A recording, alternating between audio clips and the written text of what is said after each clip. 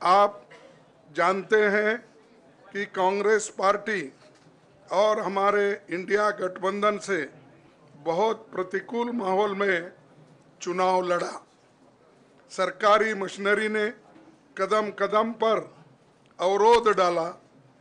Bank खाते seize करने से लेकर तमाम नेताओं के खिलाफ अभियान चलाया।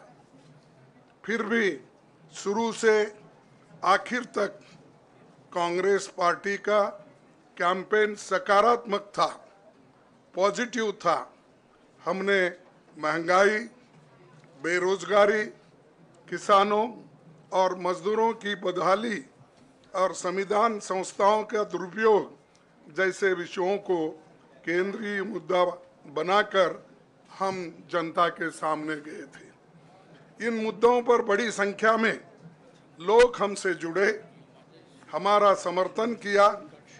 प्रधानमंत्री ने जिस तरह का कैंपेन किया वो इतिहास में लंबे समय तक याद रखा जाएगा।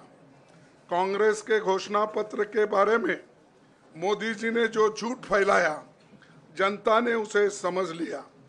मैं इस मौके पर कहना चाहूँगा कि श्री राहुल गांधी जी की दोनों यात्राएं, भारत जोड़ो यात्रा और भारत जोड़ो न्याय यात्रा के दौरान लाखों करोड़ों लोगों को मिलना, लोगों की समस्याओं को सुनना और आगे चलकर उन समस्याओं का हल ढूंढना हमारे कैंपेन का आधार बना। हमने इसी को 5 न्याय और 25 गारंटी का नाम दिया और इसी के आधार पर हमने गारंटी कार्ड बनाया। हमारे कार्यकर्ता उसे लेकर घर घर पहुंचे और लोगों को संपर्क करें। इसके अलावा जो एक महत्वपूर्ण बात है वो भाजपा नेतृत्व की अहंकार की वजह से हुई। उन्होंने धीरे धीरे सारे संवैधानिक संस्थाओं के ऊपर गैर कानूनी तरीके से कब्जा करने की कोशिश की। फिर इनका उपयोग विरोधी दल के खिलाफ करने लगे। जो दब गया उसे दबा के अपने तरफ लिया, जो नहीं दबे उसकी पार्टी को तोड़ दिया, नहीं तो फिर जेल में डाल दिया। लोगों को ये विश्वास हो गया था कि मोदी जी को एक मौका और मिला तो अगला हमला संविधान पर सीधा होगा और लोकतंत्र पर होगा। इसीलिए लोगों को इसके प्रमाण नए संसद सत्र के साथ ही दिखेंगे। खुशी इस बात की है कि भाजपा इस षड्यंत्र में अब सफल नहीं हो पाएगी।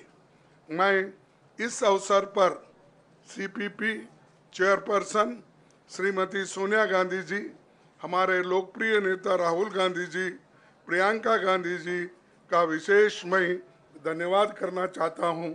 और इन्होंने दिन रात बराबरी से पूरे देश में कैंपेन किया और हमें एक मजबूत स्थिति में पहुंचाने के लिए भारी मदद इन्होंने की। और मैं ये कहूँगा कि इनके वजह से हमको बहुत बड़ा प्रोत्साहन देश में मिला और आज ये स्थिति जो बनी है उनके वजह से बनी। और हमारे करोड़ों कार्यकर्ता जो है देश में, उन्होंने भी हमारा साथ दिया। इसीलिए मैं बहुत बहुत उनको धन्यवाद देता हूं। आखिर मैं इंडिया गठबंधन के अपने सभी साथियों और शुभचिंतकों का धन्यवाद करता हूं। सभी एक साथ मिलकर एक स्वर में रहे, सभी ने मिलकर प्रचार किया और एक दूसरे की मदद की। हमारे हजारों लाखों कार्यकर्ताओं ने अच्छे तालमेल के साथ काम किया। आप सभी का धन्यवाद। अभी हमारी लड़ाई अंजाम तक नहीं पहुंची है।